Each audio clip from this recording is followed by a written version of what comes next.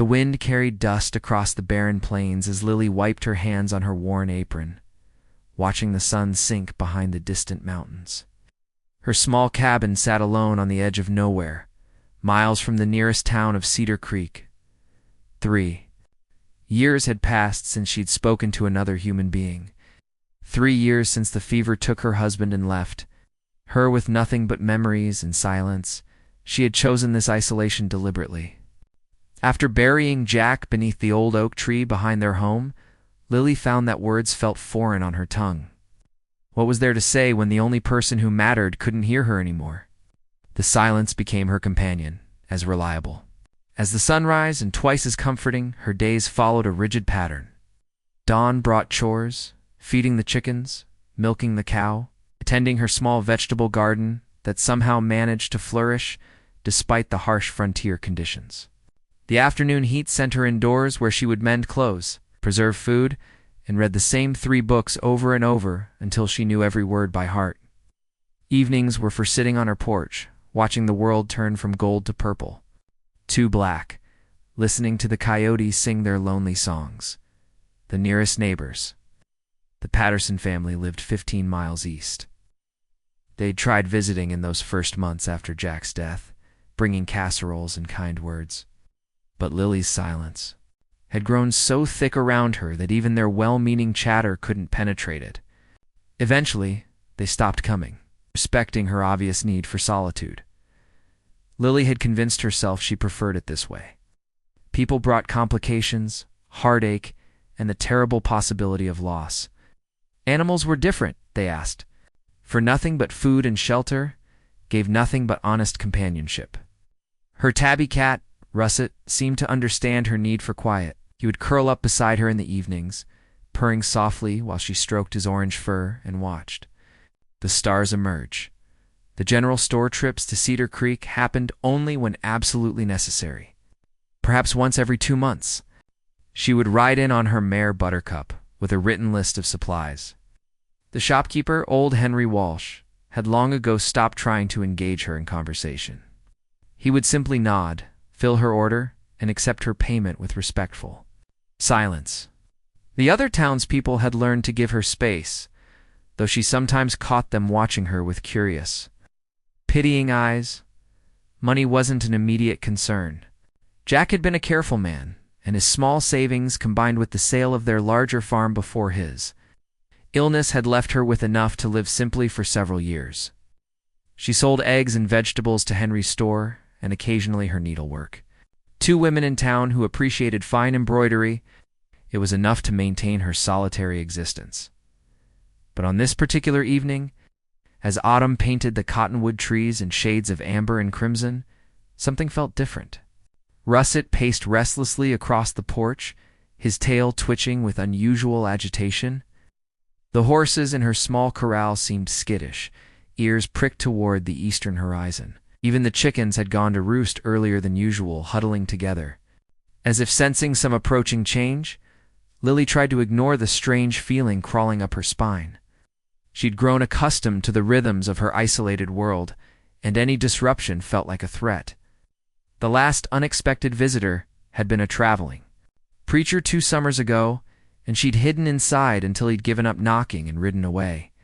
Before that, it had been a lost cattle driver asking for directions, whom she'd helped by pointing silently toward the main trail. As full darkness settled over the prairie, she gathered Russet in her arms and prepared to go inside. The cat's fur stood on end, and he stared fixedly down the dusty road that led to her property. Lily followed his gaze, but saw nothing except shadows and starlight. Still, the feeling persisted, a strange mix of anticipation and dread that made her stomach flutter like a trapped bird.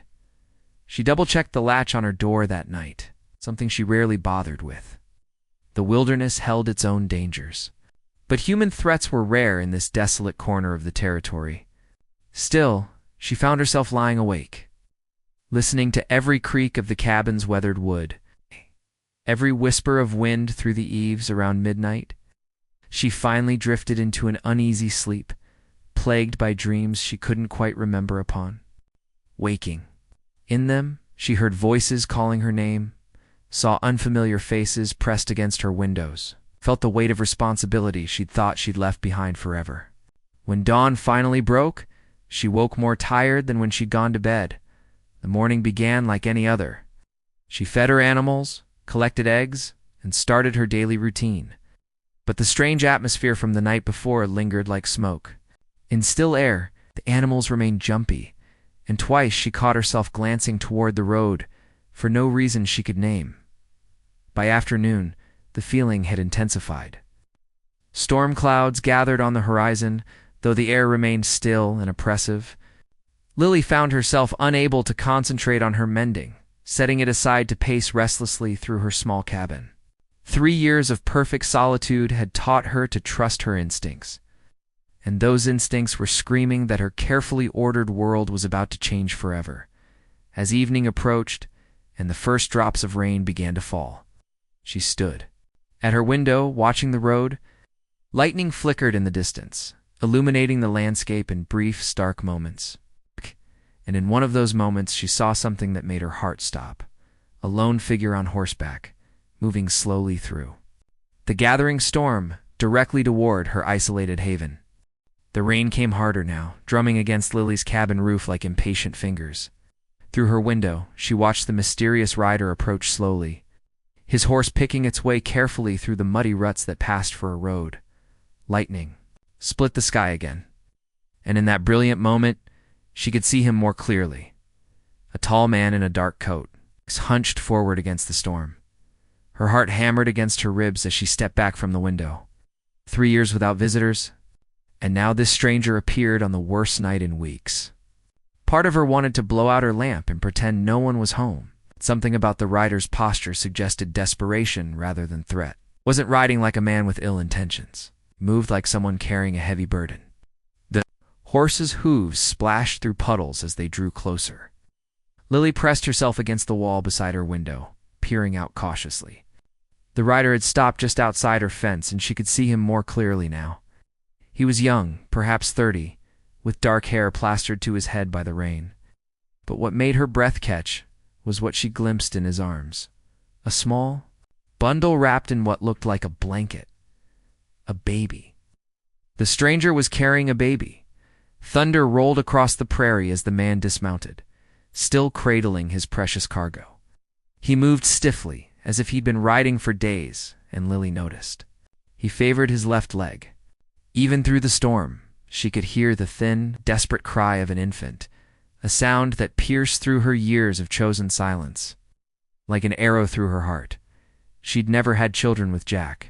They'd tried for years, hoped and prayed, and grieved through multiple losses until the doctor in the territorial capital gently explained that it simply wasn't meant to be. The sound of that baby crying now awakened something she'd thought she'd buried along with her husband, a fierce, protective instinct that demanded action. The stranger approached her door slowly, as if uncertain of his welcome. See him clearly through the small window beside her entrance, and what she saw there made her decision for her. He was exhausted, soaked to the bone, and cradling that crying infant with the desperate gentleness of someone who'd been pushed to their absolute limit when his knock came. It was soft and hesitant, not the demanding bang of someone with bad intentions, but the polite request of someone who understood they were imposing. Lily stood frozen for a moment, her hand on the door latch.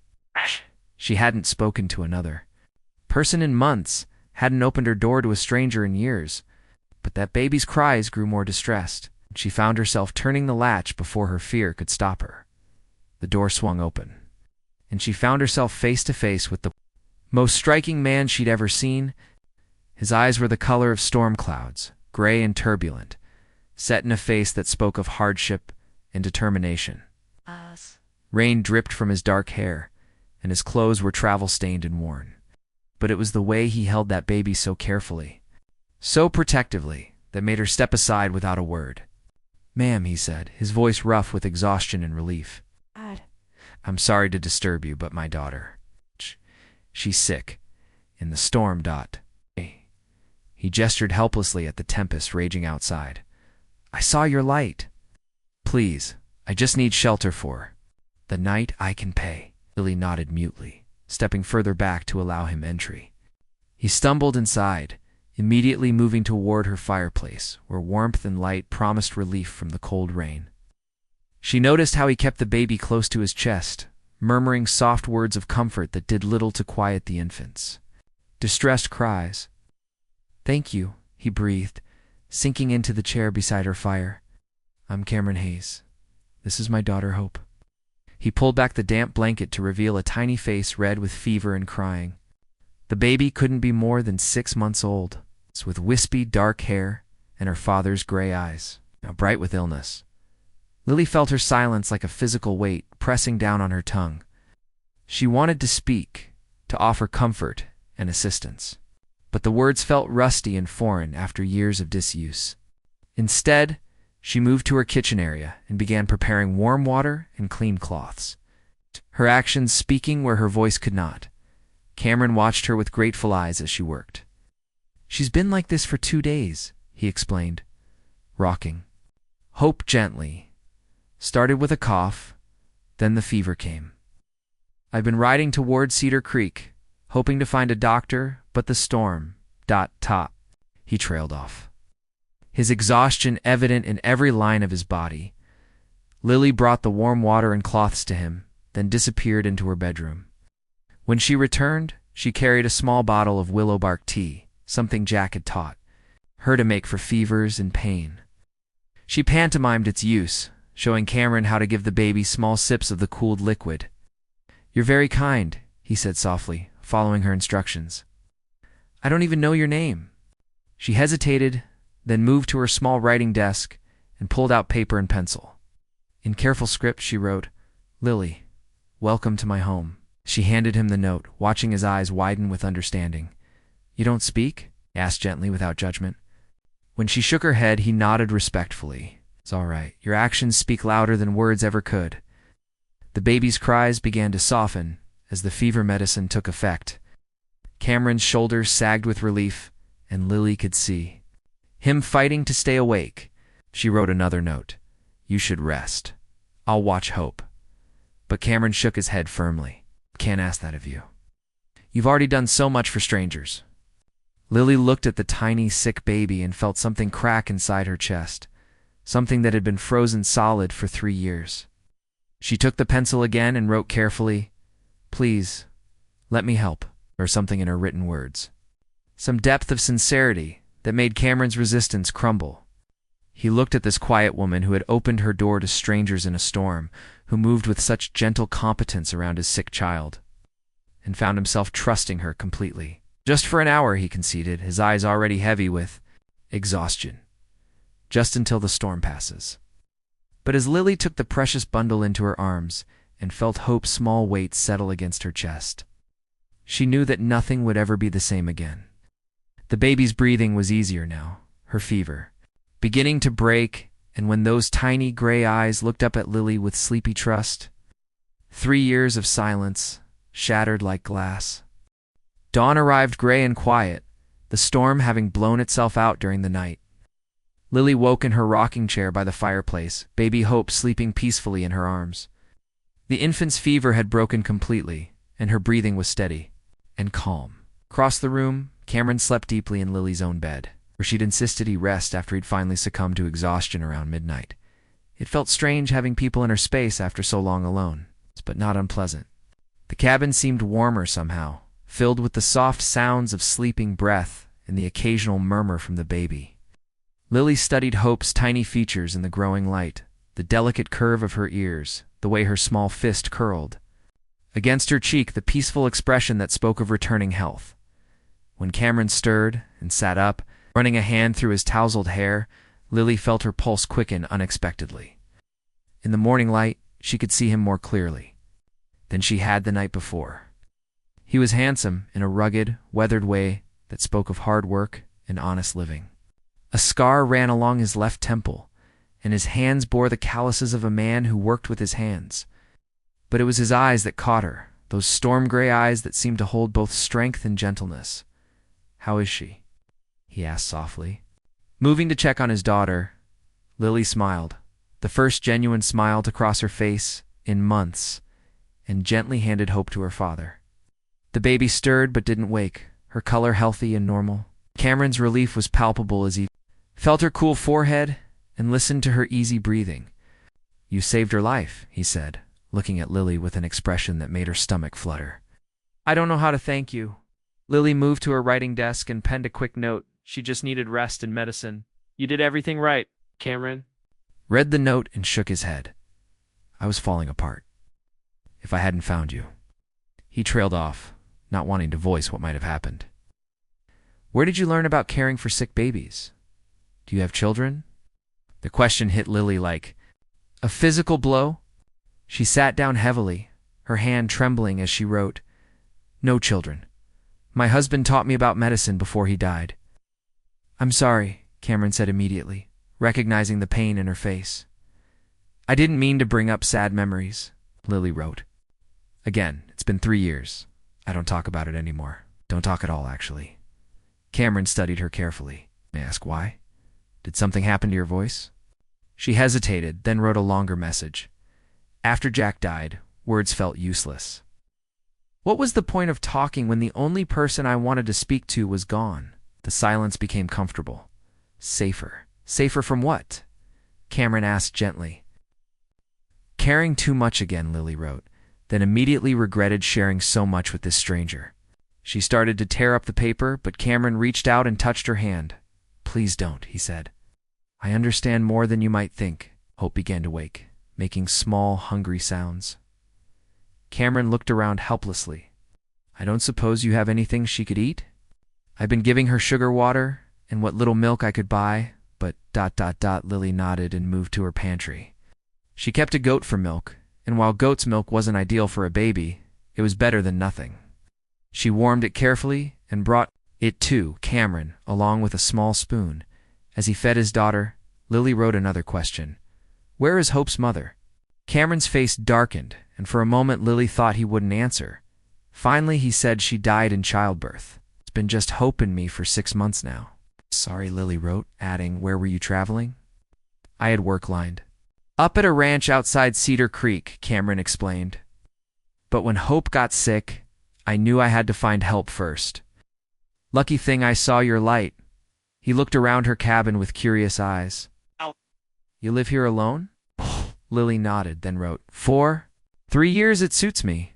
Doesn't it get lonely?" Cameron asked, then immediately looked embarrassed. "Sorry, that's none of my business."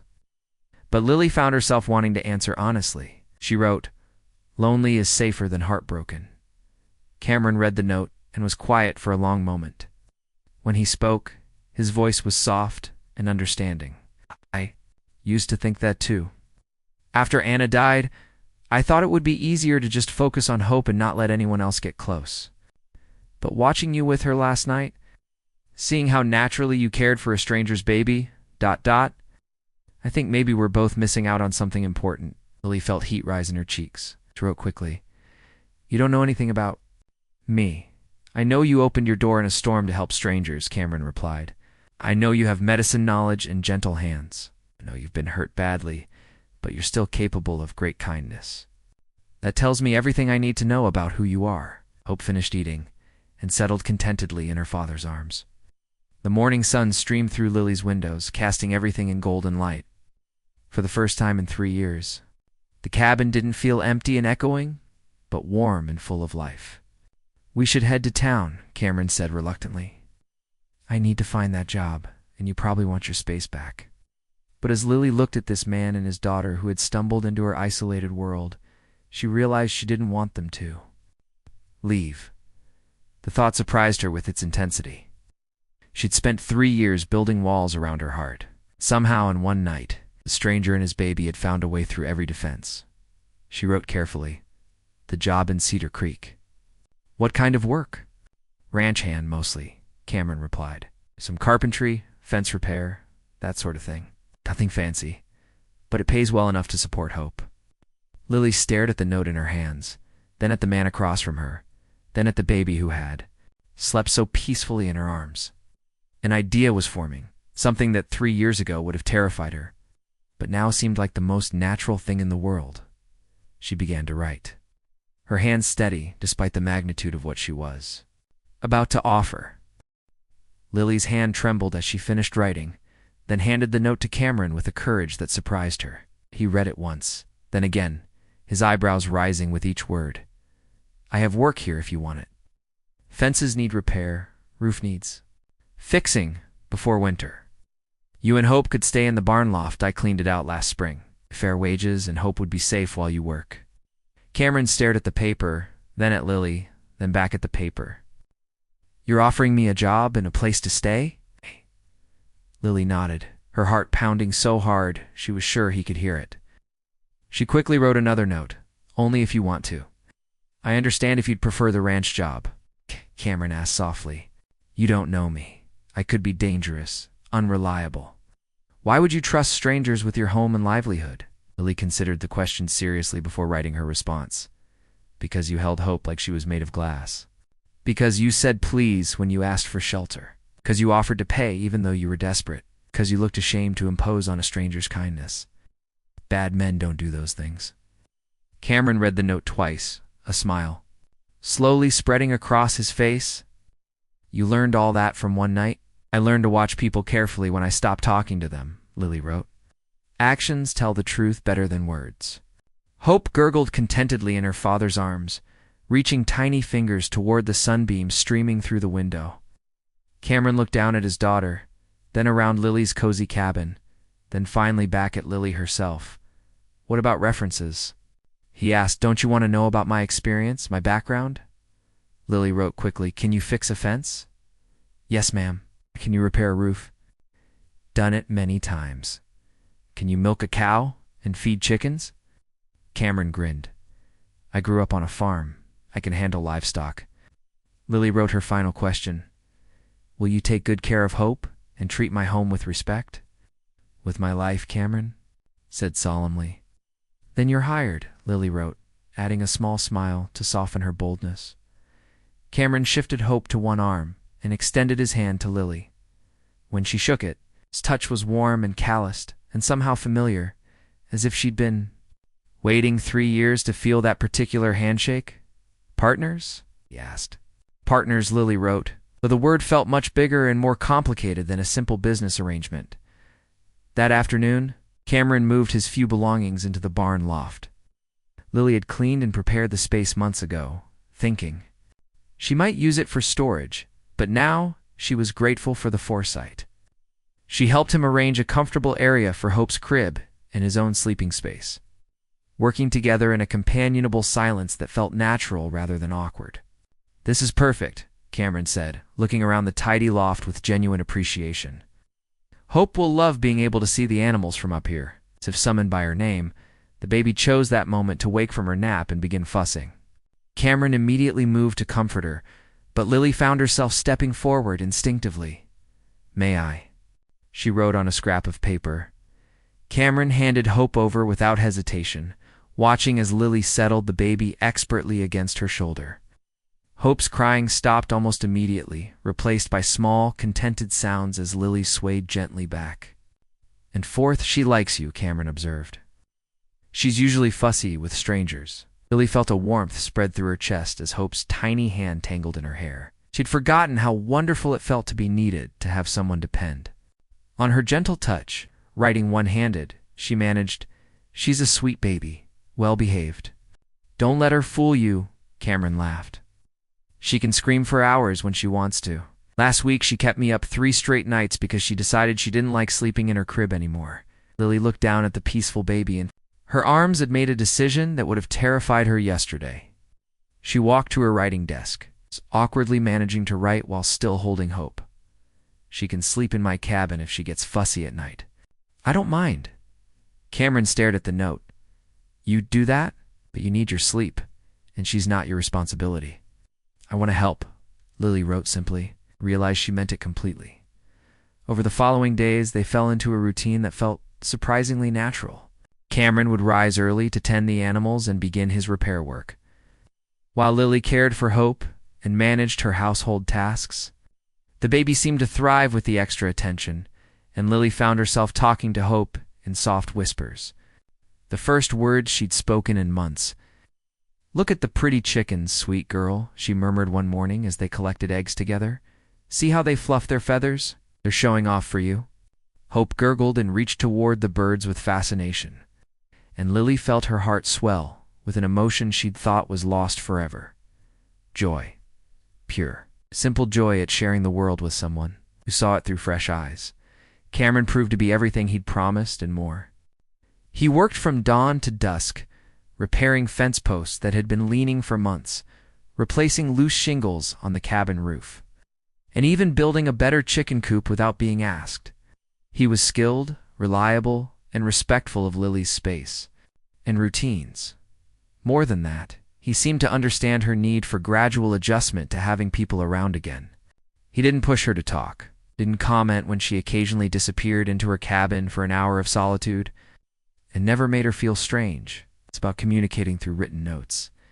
But it was the small gestures that began to crack open the protective shell around Lily's heart. The way Cameron always knocked before entering her cabin, even when invited, how he brought her wildflowers he'd found while working, leaving them on her porch with no note or expectation of thanks. The careful way he cleaned up after himself, and insisted on helping with dishes despite working hard all day. Most of all, it was watching him with hope. Cameron was a devoted father, patient and gentle, and completely devoted to his daughter's well-being. He sang to her while he worked, told her stories about the animals they encountered, and never seemed to tire of her endless curiosity about the world around her. One evening, as they sat on Lily's porch watching the sunset while Hope played with wooden blocks Cameron had carved for her, Lily found herself writing a question she'd been wondering about for days. "Do you ever regret giving up the ranch job for this?" Cameron read the note and looked out across the peaceful homestead, then at his contented daughter, then finally at Lily herself. "Not for a single moment," he said quietly. "This feels like home in a way nowhere else ever has." Lily's breath caught at the simple honesty in his words, and for the first time in 3 years, she began to wonder if maybe, just maybe, home was something that could be shared. 3 weeks had passed since Cameron and Hope arrived, and Lily's carefully ordered world had transformed in ways she never could have imagined. The homestead buzzed with life and purpose now. Cameron's repairs had made everything stronger and more beautiful, while Hope's presence filled every corner with laughter and wonder. But it was the growing connection between Lily and Cameron that truly changed everything. She found herself looking forward to their evening conversations on the porch, where she would write questions and observations while he told stories of his travels and his life before Hope.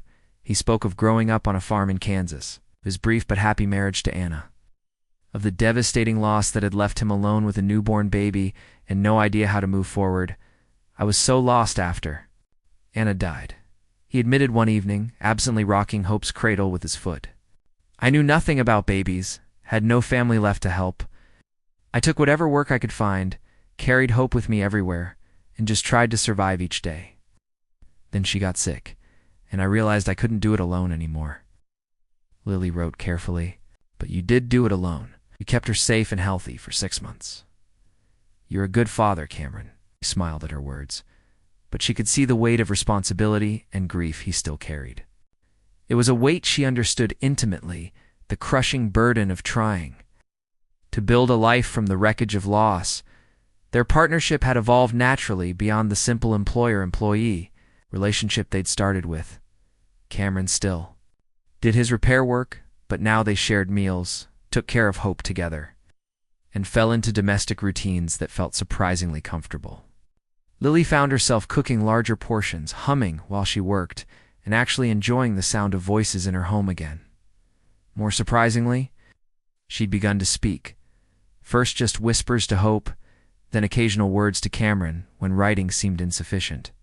Her voice was rusty from disuse, barely more than a croak at first, but Cameron never made her feel self-conscious about it. "Beautiful morning," she said one day while hanging laundry, the words coming out before she could stop them. Cameron looked up from the fence post he was replacing, his face lighting up with the first words he'd heard her speak directly to him. "It is," he agreed simply, not making a big production of the moment but clearly treasured it. Hope was thriving in ways that amazed both adults.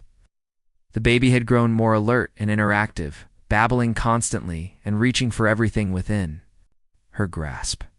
She seemed particularly fascinated by Lily, following her movements with bright eyes and stretching out her arms whenever Lily came near. "She thinks you're her mother," Cameron observed one afternoon. Watching Hope's face light up when Lily entered the room, the comment should have frightened Lily. But instead, it filled her with a warmth she'd thought was lost forever. She wrote her response carefully. "Is that all right with you?" "More than all right," Cameron said softly. "Hope needs a mother's love. You need someone to love. We both can see it." Lily felt tears prick her eyes. She wrote, "I'm afraid of loving too much again, of losing everything." Cameron set down his tools and moved to sit beside her on the porch steps. "I understand that fear," he said. "After Anna died, I swore I'd never open my heart to another.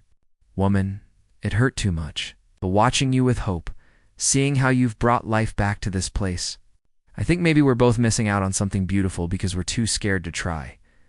What if something happens to Hope?" "To you," Lily wrote, her hand shaking. "I couldn't survive losing people I love again. What if nothing happens?" Cameron countered gently. "What if we have years and years of happiness together? What if by protecting ourselves from potential loss, we're guaranteeing ourselves a lifetime of loneliness?" Words hit her like a physical blow because they echoed thoughts she'd been having more frequently. Late at night, when Hope slept peacefully in the cradle beside her bed, and Cameron's steady breathing drifted down from the loft, Lily found herself imagining a future where this arrangement became permanent, where the three of them became a real family. It's bound by love rather than mere convenience. The fantasy both thrilled and terrified her. Their relationship shifted gradually over the following days. Cameron began lingering after their evening conversations, reluctant to climb up to his solitary loft. Lily found excuses to spend time near wherever he was working, bringing him water or simply watching him repair things with skilled hands. The tension between them grew sweeter and more intense. Like the moments before a summer storm, the breakthrough came on a particularly difficult night, when Hope developed colic and screamed inconsolably for hours. Cameron paced the cabin, trying everything he knew to comfort his daughter, while Lily searched her memory for remedies her mother had used on colicky babies. "Try this," she said aloud, her voice stronger now from days of gradual use. She showed him how to massage Hope's tiny belly in gentle circles, how to position her at just the right angle to ease the gas pains. Together they worked through the night, taking turns walking and rocking and singing softly to the distressed baby. Around dawn, Hope finally settled into peaceful sleep, exhausted from her ordeal. Cameron and Lily found themselves standing close together in the early morning light, both weary but united by their shared concern for the baby. "Thank you," Cameron whispered, his face close to hers. "I couldn't have gotten through that night without you." "We're partners," Lily whispered back, the word carrying more meaning than it had weeks earlier. Something shifted in Cameron's eyes, and Lily felt her breath catch. Slowly, carefully, he raised his hand to cup her cheek. She leaned into his touch, her eyes fluttering closed. "Lily," he said softly, and her name on his lips sounded like a prayer. She opened her eyes to find him looking at her with an expression that made her heart race. Love, longing, hope, everything she'd been afraid to feel reflected back at her in his storm-gray eyes. "Is this what you want?" he asked, his thumb tracing gently across her cheekbone. "A real partnership? A real family?" Lily's answer came not in words, but in the way she rose on her toes, to close the distance between them, pressing her lips to his in a kiss that held 3 years of loneliness and longing. Cameron's arms came around her immediately, pulling her closer as if he'd been waiting his whole life for this moment. When they finally parted, both breathing hard, Lily found her voice at last. "Yes," she whispered against his lips. "Yes, too. Everything." Cameron smiled, the expression transforming his entire face. "Even to me? To us?" "Especially to us," Lily said, the words feeling like coming home after a long, cold journey. In her cradle nearby, Hope slept peacefully, as if she knew that her small family had just become complete. Outside, the sun rose over the prairie, painting the sky in shades of gold and promise, and for the first time in 3 years, Lily Hartwell looked toward the future with hope instead of fear, knowing that love, real, lasting love, had found its way to her door in the form of a desperate man and his precious daughter. 6 months later, the first snow of winter dusted the prairie like powdered sugar, and Lily stood at her kitchen window watching Cameron build a snowman with Hope bundled in his arms. The baby's delighted squeals carried through the crisp air. As her father showed her how snowflakes felt on her tiny mittened hands, the sound of their laughter filled Lily's heart to overflowing. So much had changed since that stormy night, when two strangers had knocked on her door. The homestead now bore the marks of a true partnership. Cameron's skilled hands had transformed the property into something stronger and more beautiful than it had ever been, while Lily's nurturing touch had made it a real home for their little family. Their wedding had been a simple affair in Cedar Creek, with only the minister and his wife as witnesses. Lily had worn her best blue dress, and Cameron had picked wildflowers for her bouquet. Hope had gurgled happily throughout the brief ceremony, as if she approved of making their family official. When the minister pronounced them husband and wife, Lily felt a completeness she'd never thought possible after losing Jack. Different kinds of love. She'd explained to Cameron one evening when he'd worried about competing with her first husband's memory. Jack was my young love, my first everything. You're my grown-up love, my choice to try again. Both precious, both real, both exactly what I needed at the time. Now, as she watched her husband and daughter play in the snow, Lily reflected on how wrong she'd been about safety and silence. True safety, she'd learned, wasn't found in isolation, but in the courage to love again despite the risk. And silence wasn't protection. It was just another kind of prison. Hope had grown into a bright, curious toddler who filled their days with wonder and mischief. She'd taken her first steps between Lily and Cameron's outstretched arms, said her first word, Mama, looking directly at Lily, and claimed every corner of the homestead as her personal kingdom. The barn cats followed her everywhere. Russet had appointed himself her guardian, and even the chickens seemed to recognize her as part of their flock. She's going to be a handful when she gets older. Cameron had laughed just yesterday watching Hope attempt to climb onto Buttercup's back while the patient mare stood perfectly still. Good, Lily had replied, surprising herself with the fierce pride in her voice. Strong women should be handfuls. The world tries to make us small and quiet. I want Hope to be loud and brave and completely herself. Cameron had pulled Lily into his arms then, spinning her around until she laughed, something that happened frequently now. As if 3 years of stored-up joy demanded expression. The sound of stamping feet on the porch brought Lily back to the present.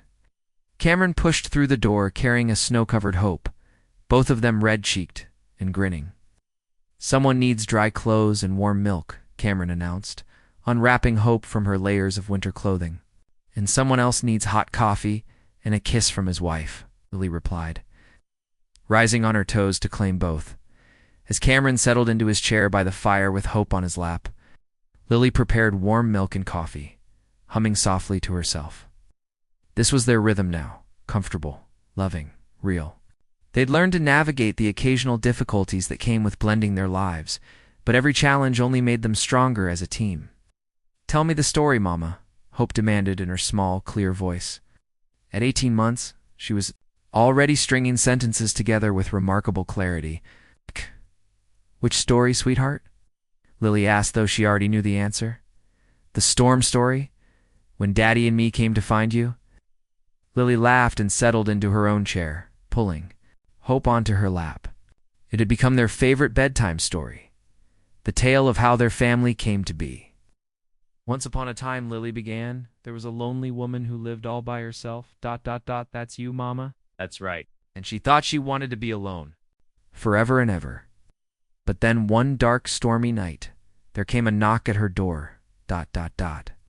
Hope listened with rapt attention despite having heard the story dozens of times, occasionally adding her own commentary, or asking Cameron to make the thunder sounds. When Lily reached the part about opening the door to find a man with a sick baby, Hope always insisted on acting out being the sick baby, complete with dramatic coughing. And then what happened? Hope prompted, though she knew every word. Then the lonely woman realized she wasn't meant to be alone after all. Lily continued. She was meant to be part of a family. The man and the baby stayed forever and ever. And they all lived happily together, like us, Hope declared triumphantly. Exactly like us, Cameron agreed, reaching over to take Lily's hand. The best kind of happy ending.